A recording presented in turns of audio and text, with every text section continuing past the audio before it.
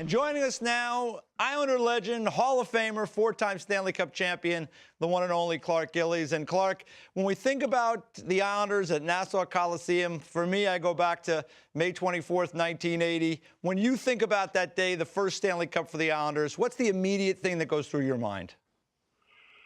I was up very late that night. You don't have to tell us everything. Actually, I was up for about 3 days, as a matter of fact. Yeah. But, no, just awesome. Obviously, a great memory. Bobby scoring that goal so there it is right there, 7-11 of overtime. Somebody said, "What were you doing? How excited?" I said, had my head down. I just got off the ice. I was so tired. I had my head down, and I heard the scream. I looked up, and everybody was jumping over the boards, and I realized it was over. That was a long haul. That was our first cup. Not the first time we went deep in the playoffs, but the first time the outcome was what we wanted. And we were all pretty exhausted. But after, the adrenaline, I didn't slow down, like I said, for about 3 days. So it was a lot of fun. Clark, we were talking just a second ago off camera a little bit about that 1980 team and when things really got ramped up for you. I was a young kid that grew up in New England. I loved my big, bad Boston Bruins. I was a little younger than EJ at this time, just for the record. But they came into town. You guys absolutely stood up to them and fought back. Was that one of the bigger moments, or what's one of the biggest moments, in your opinion, for what drove you to such massive success as a team? Well, honestly, that was a big turning point for our team. Well, I'll tell you a quick story. We got in the night before the game. Game one in Boston. We had just beat LA. We got into Boston. I was rooming with Bob Nystrom at that time. And the 11 o'clock news came on, and the anchor passed it over to the sports guy. And he said, "What do you think about the Boston Bruin Islanders series?" And he said, the Bruins will intimidate the Islanders so badly that they won't even want to show up. And I thought Bob was going to go through the TV to strangle the guy. and then he turned on me and he said, "We're not going to let that happen." He said, "You got O'Reilly, I got Wensick, Howie's got Cashman," and he went down the list from Jonathan to the whole list. And it was a very quiet first game. I think there were only a couple of minor penalties. We won 1-0 in overtime, and then all hell broke loose in game two, and it stayed that way for a while. But I think we really proved as a franchise, not only were we a great, talented hockey team, but we were also a very tough team that could back up everything else. Clark, the big news is that the Islanders are returning to Nassau Coliseum, the site of a lot of those great victories from the past. When you think about this team coming back there, are you kind of surprised that it's worked out this way, that they're coming back at least for the interim time in between when the team ends up in that new building in the Belmont Park site? I'm very pleased. I've been to a lot of games at the Barclays Center. It's a beautiful arena. It's just not a beautiful setup for hockey. I was at the Coliseum on Wednesday. We did a little media preview, took a tour of the locker rooms, both home. What they've done for the Islanders is tremendous. And the visiting players aren't going to be too disappointed either. They did a nice job.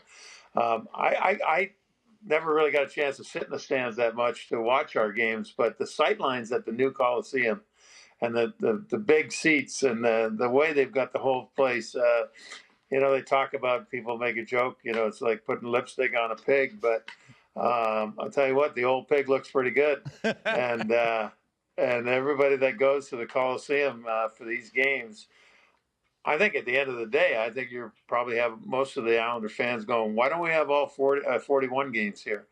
I think they're going to pack the place. They can get 14 to 14,500 people in there. They're not doing that at the Barclays Center.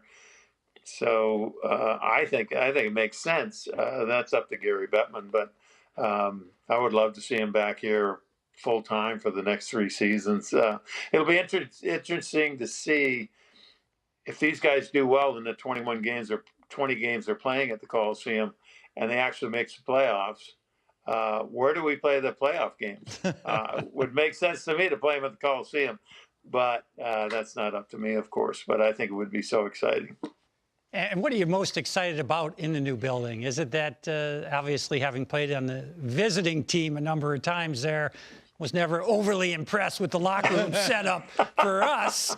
But what are you so excited about in terms of the changes now in the new building? Because I have obviously been over there. I've seen that you can now actually walk around the bowl, which was something that was challenging during the intermission. Well, they tried to put as many seats in as they could, and they put in these private boxes, and it stopped the full circle at the Coliseum. But they've reinstituted that. They've put in some new restaurants. They've actually put in a few more toilets for people, which everybody will be happy about. But the thing that I'm most impressed with is that the everything is new. It looks like for all intents and purposes, it looks like a brand new building. The sight lines, compared to what people are used to at the Barclays Center, when they get in the building, they're going to be going, "Oh my God, why did we ever leave this place?" And it's. I think everybody's just going to be so thrilled. I, as a former player, and now a very big fan of the New York Islanders, was just so impressed. The locker room, they did a tremendous job with what they had to work with down there. The players are not going to be inconvenienced in any way. As a matter of fact, all the players are going to be very happy. Instead of an all-day affair to get back and forth to the Barclays Center, they can go 10 minutes from Garden City or Manhasset, or most of them live right around the general area. So it's going to make it much easier for them.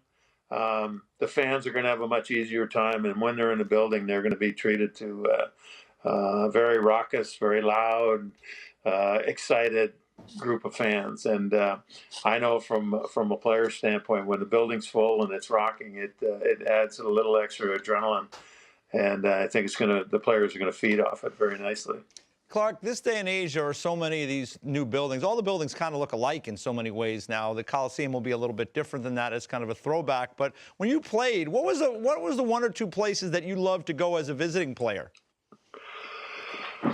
Well, I don't know. I grew up in Moose Jaw, Saskatchewan. The biggest rink there was 2,000 people. So, I got to the Coliseum. I thought that was the best place I've ever been in. Places to play in that were a lot of fun were the Spectrum in Philadelphia. When that place was 17,770, I think is what it held. And when they were screaming at you, you could barely hear yourself think. The Boston Garden was an amazing place to play. But compared to today's rinks, your practice rink is better than those rinks. But it's just the atmosphere of the Coliseum, and the remember back in go back to 1980 when we come out for Game 6 with an opportunity to win the Stanley Cup. I had chills running up and down my back. It was so loud, and the people were so into it, and that atmosphere has been missing a little bit for this franchise. And to get that back tomorrow, and I think all the games they're going to play at the Coliseum this year, that'll be the same atmosphere. And as I said earlier, the players are going to thrive off of that. They're going to play better in that environment, and I'm very much looking forward to it. All right, Islanders back at the Nassau Coliseum starting on Saturday night. They take on the Columbus Blue Jackets. Clark, thanks so much for the time, and thanks for all those wins back in the day. It really was nice sitting there rooting you guys on. Easy as a fan. Well, listen, AJ, it was a great time in all our lives, and it's a period that I will never forget and always cherish. So thanks for having me on, you guys, and I'm looking forward to that game tomorrow night.